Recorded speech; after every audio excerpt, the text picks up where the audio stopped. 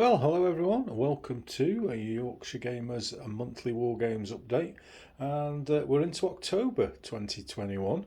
A little bit late this month with work and stuff, but it's time for our update, our usual features, what's been painted, what's been bought, what we're doing, what we're playing, and all the usual updates. So welcome once again, and we'll dive in first, as we always do, and see what's gone from the lead pile to the painted pile. Well, it's been a bit of a 15mm month this month, which is very unusual for me. And this was the work in progress last month. These were the Syrian infantry, and there's one each of the box sets, the normal mechanised infantry and the heavy weapons sets here. And I painted them in like a three-tone camo scheme, which wasn't easy in 15mm, but they've come out quite nicely. And I got some special 15mm tufts because the 28mm ones that I usually use were massive compared to those. And yeah, they've come all right. Let's have a look at, let's zoom in and have a look closely at some of the figures. So here's one of the infantry units when we can get them into focus. And there we are. Reasonable detail on them for 15mm. A relatively small 15mm. I think they're classed as 1/100th scale is how they are. And this particular one is just a standard AK-47 section. And in here, in the heavy weapons sections, you have these guys with the dismounted Saga missiles. Quite a nice little base that, with the missiles set out and the teams waiting to fire them with periscopes and the little joystick controls. And they've got these little two-man units that are RPG-7. Again, very nice. Then over here we've got a anti-aircraft group with handheld man-pads, man-launched anti-aircraft systems. So that's the Syrian infantry done. There's quite a lot there, very nice, and enough for a game now, and probably drop off Team Yankee for a few months now, painting wise, whilst we play a few games and get some experience under our belt. So let's have a look what else we've done this month. Okay, the rest of the stuff that I've done this month is Israeli vehicles.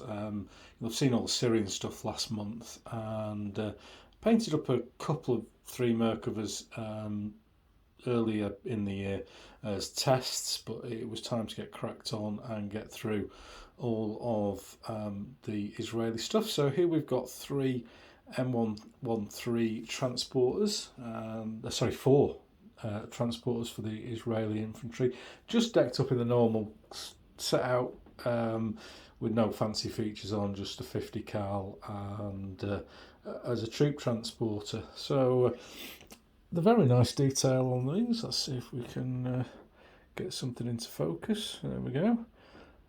The stuff that is provided with the models, you get a little ID number, lovely tank vehicle commander, and all the decals that you need, and then I've just put identifying numbers on the back.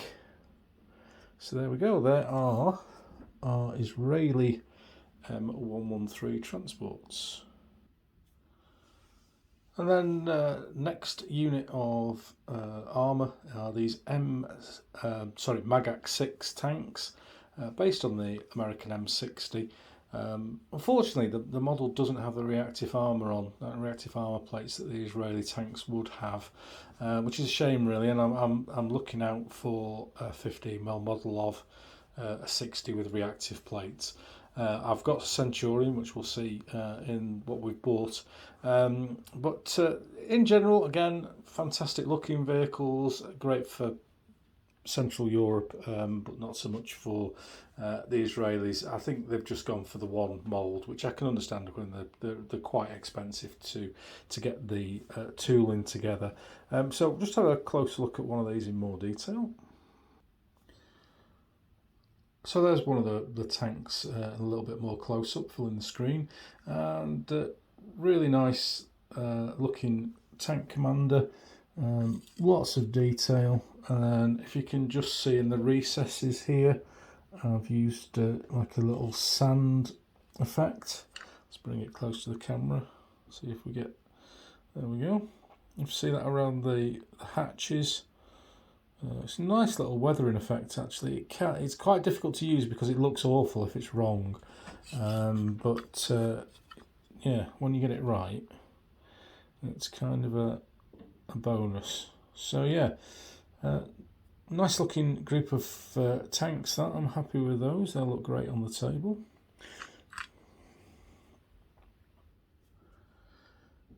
Next up, and the last unit I've got completely painted this month, relatively slow month again for me, are these PEREH, which are anti-tank vehicles that are actually, they look like tanks, they're designed to look like tanks, and then they have like a hidden compartment with all the missiles in that lifts up to fire, as you can see in these positions here. Kept secret by the Israelis for many, many years. They were in service in the early 80s, hence them being in our battles, but never really officially talked about until they'd gone out of service. Great missile involved in them, the Tamuts missile I think it's called, and they can fire from a hidden fire and forget missile, so you can hide them behind a hill and they'll fire away quite neatly at anything. Great details on these. Again, I'll pick one out and we'll have a quick look around it. So there's a close-up on one of the vehicles. I've not used the sand effect on this one. I just used it on the M60s, see if I grow to like it. I might put it on back on some of these later on. And really nice defined detail on these. This is half metal, half resin, whereas the other models that we've seen so far today have all been plastic. The Infantry are metal, by the way. And we'll just spin it around so you can see the different viewpoints of it. Looks like it's on an M48 or M60 chassis. And weird looking thing. Weird looking thing, but what it's like a spaceship, isn't it? A lot of the new Israeli stuff, like the MERKAVA 4 and the new armoured personnel carrier, which I've forgotten the name of it now, they look like spaceships. They look unbelievable. So I'm going to do a tutorial on painting the Israeli vehicles in due course. I haven't got any more to do at the moment, and it was probably in the new year now by the time I get around to doing it. But the next batch of Israeli vehicles I do, I'll do a proper tutorial on them and put it on the YouTube. So that's everything that we've done painted completely this month. Let's have a look at work in progress. So the current thing on the Wargames table are these guys, and these are very nearly finished, to be honest. They nearly made it into the painted lot, and we are very nearly finished with these. They have been painted and lined, and decals are on, and we're just waiting to finish off the weathering and the drivers of these MERKAVAs, 15mm MERKAVAs, and I've done them slightly differently to how I did the other ones. So first of all, I'll just have a quick look at some of the detail on one of these, and then we'll talk about the differences between this and the ones that I've done previously. So here's the work in progress. You can see all the panel lines have been done, and there's a little bit of weathering on the skirts. But if we look at the radiator grills, they're really shiny. I've got the black ink in there to give them definition. But I've not toned it down yet with a matte coat to get rid of that shine. And the commander, as you can see, hasn't been painted. He's just sat there as he's been sprayed. Decals are on. I always put the decals on before I do the weathering, so they're they get weathered down. One of my big bugbears is I see some beautifully weathered tanks, and then they've just got bright decals on, like they've not seen any rain or shine at all over the years. So I like to have my decals weathered the same as the vehicle itself. So I'm just going to bring this one into shot now, which is one of my completed MERKAVAs.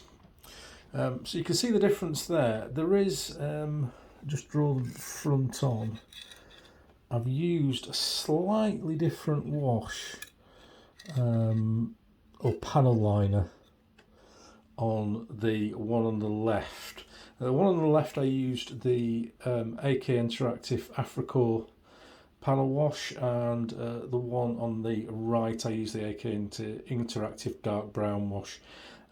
Once I've weathered it, we'll see whether there's a huge difference. The one on the right I think is slightly darker in the panel lines, but until it's toned down with weathering, I don't quite know how much difference that you're going to tell. So that's one of the work in progress this month. As well as the MERKAVA tanks, I've also got some helicopters on the go that I showed you last month. Regular followers will know that Christmas is our World War I Mesopotamia game time, and I'm hoping the collection is going to be out at Steel Lard. I'm going to take a game down of If the Lord Spares us down to that. So if you're there, you will certainly see me and the collection, but then otherwise they will all be out for a big game around Christmas time. And the next one, the action at the Wadi, involves a lot of cavalry. So I've got a unit of Turkish cavalry that you can see there. These are from Tiger Miniatures, 28mm. And I've done 6 already. I did 6 as a bit of a tester last year, and bought enough now to get a full unit of 24. So I'm going to get those painted up next this month before the Christmas game. And there's a unit of Indian cavalry to do as well. So they will be the next big thing in between now and the start of the Analog Hobbies Painting Challenge in December. Hopefully I'll get these finished and the bits and pieces for the Arab Israelis for you to see next month before we get cracking with the paint challenge. So that's set to work in progress. How much?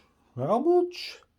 Well, I promised myself I wouldn't buy this much this month, but unfortunately the Team Yankee, or soon to be known as Team Yarkee game, enthused me. I went on Tinterwebnet, and that's the problem with the Tinterwebnet, and you can just press a button and boom, a load of stuff arrives at your door a couple of days later. Once again, big shout out to Panzer Commander, running very low on stock at the moment, but if they've got it, it arrives next day or the day after, and I think they do a super service, so I'm always happy to shout out for people like that. So this month we have bought a company of T-72s for my Syrians. Give them some more heavy duty stuff. Nice tanks these, again, a little bit. These would have been with the more elite units in the Syrian army, and though not a match for the MERKAVA tank, they can certainly give them a decent run for the money. So that's a great one to have in the armoury. Next up, from the good to the bad, a little bit more transport for my Syrians because I haven't got enough. But we've gone BTR 60 this time. We've gone proper old school, and we'll get those painted up, and they'll be humping the Syrian infantry around shortly. And the last thing that I got for oh no, it isn't. The last Team Yankee official stuff that I got is this, and you can't even get the box on. This is a box of T-54s from Fate of a Nation, which is from Yom Kippur 1973 period, but still 54s, 55s were still in service with the Syrian army. They're even in service today, so they were certainly in service in the early 80s. And this one has got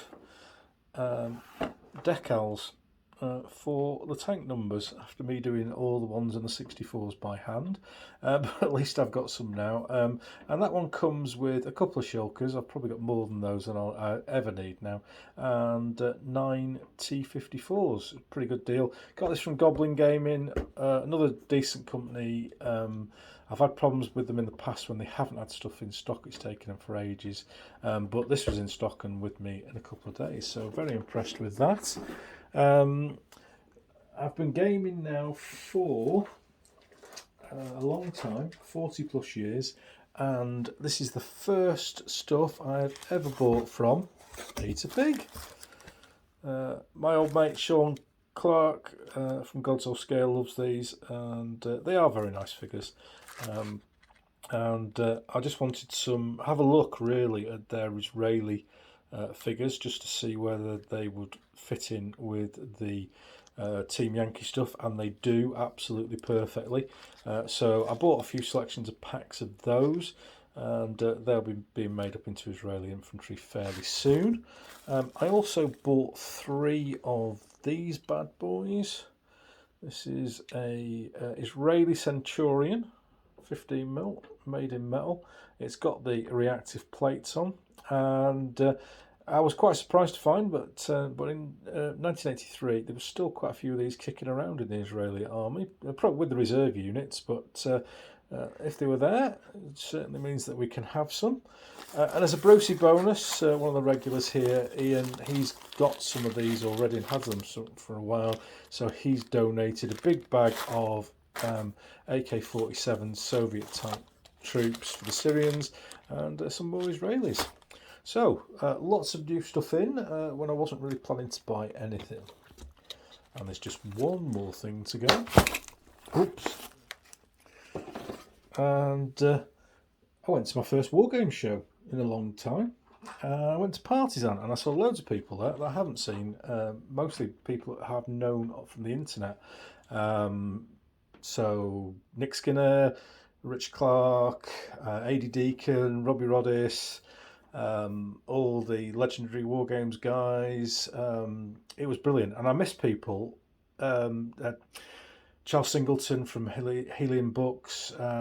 I ended up talking to people all day, and it took me, the first time I tried to get round the show, it took me 2.5 hours just to go round once, which was brilliant. I'm not complaining in any way, shape or form. It was great to speak to people, and the only thing I bought were these. And these are 28mm PEREHs, and they're French, Franco-Prussian War, and they are actually going to be used for my Italian Wars of Independence. The French artillery have the same uniform as the Papal artillery, and I wanted 3, and I've only got 2, so hopefully Mr. Thomas will have reloaded before we get to Fiasco, and I can buy some more from him then. So, there we go, that's what we've bought this month.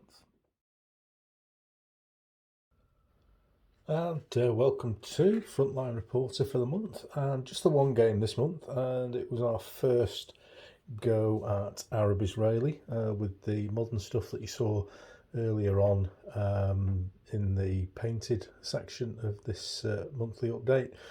We've tried Team Yankee, and we'd already made a few changes before we started. So Team Yankee, if you don't know, is an I go, you go set of rules, which is not our bag really, and you kind of end up with one side smashing the other side in the first turn, and the other guy he just sat there waiting and bored and getting destroyed. So I don't really like that. So we tried it out with our card activation, and it worked quite well. We've made one other major change to the rules so far, but I'll talk that as I take you around the battlefield. So stand by for shaky cam.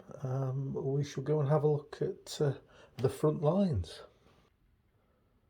So the eagle-eyed amongst you may recognise this table as being exactly the same as the World War II one we had last month, and why change it is what I said.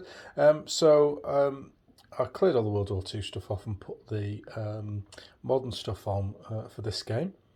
And Syrians versus Israeli, 1983-85 kind of era, and a few extra bits and pieces added in for the Syrians to kind of give them a little bit of a better game.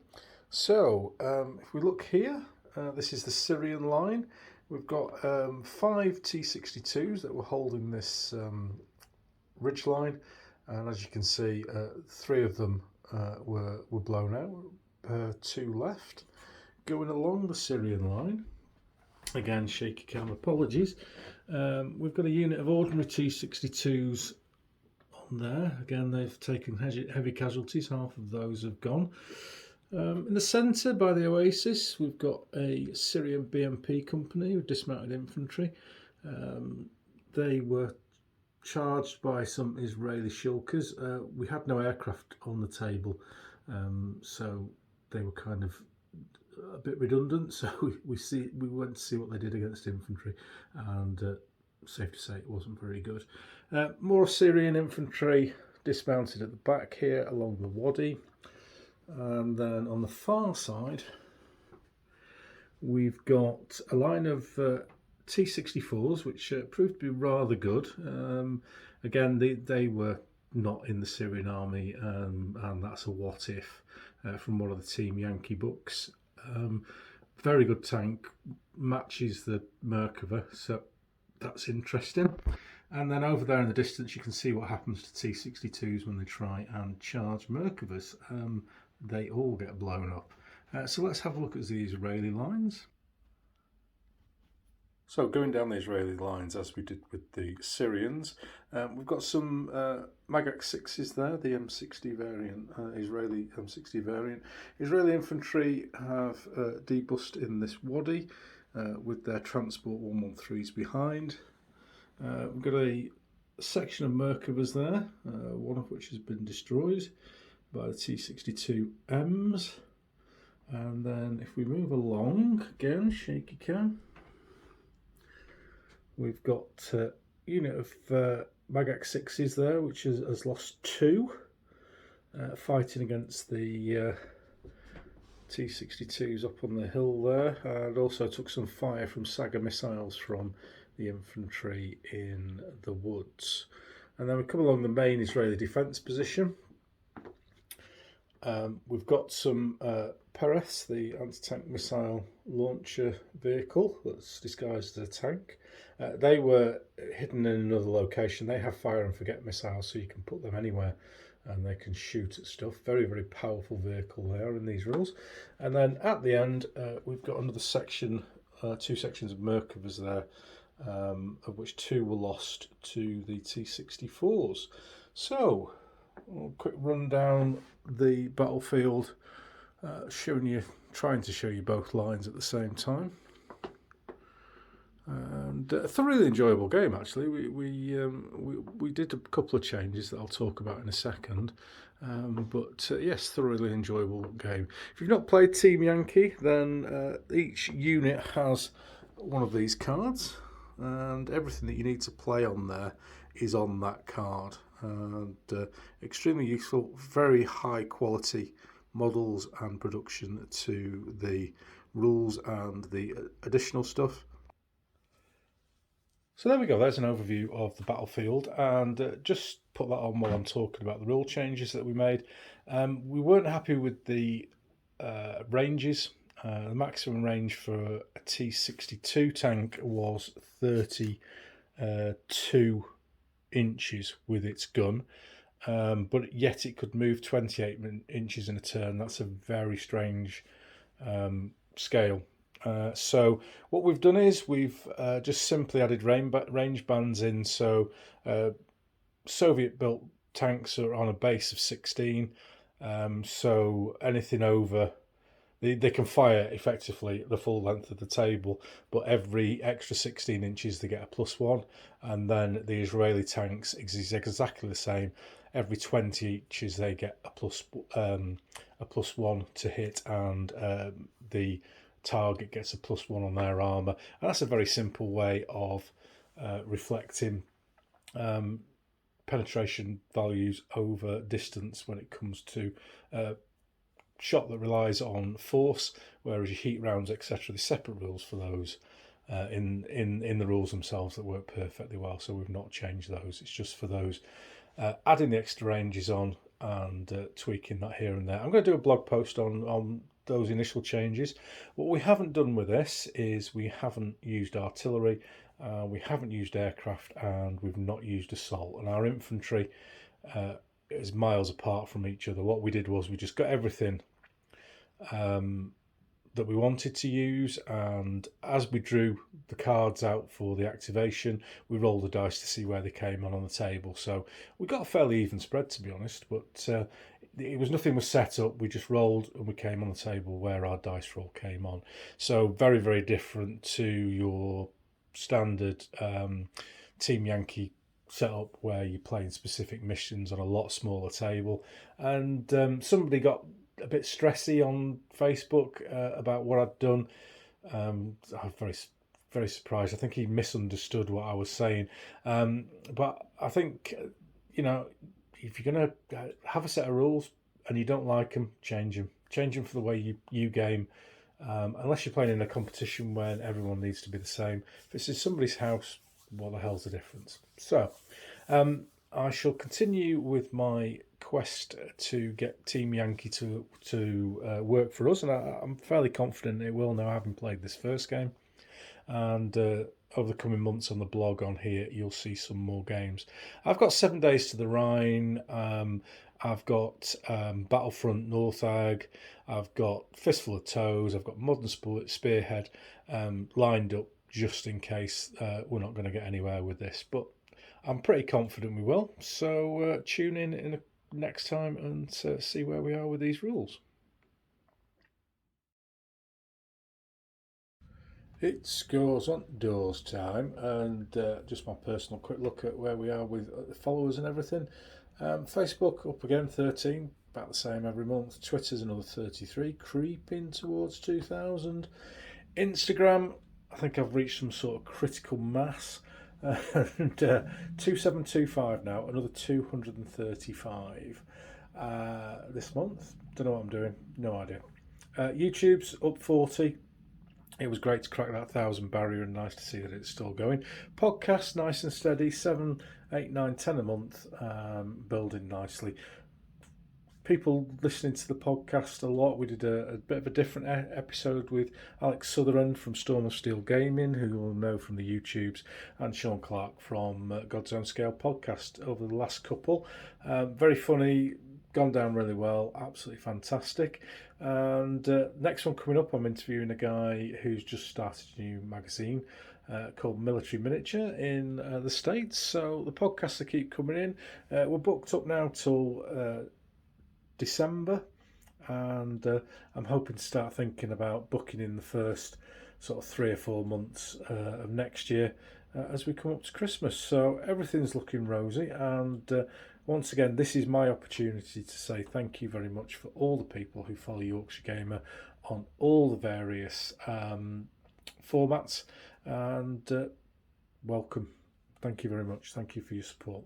Thanks for your comments. If you like, just like anything, or you've got a question, you can either send me an email at yorkshiregamer.gmail.com, or you can leave a message under this video. So it's time to say goodbye, and that's another month over and done with here at Yorkshire Gamer. The month of November, the end of October, I should be at Fiasco on the 31st. Come and say hello. I'll have my blue Yorkshire Gamer t-shirt on. I shall be putting on a game next to my club, Leeds Wargames Club. So come and say hello there.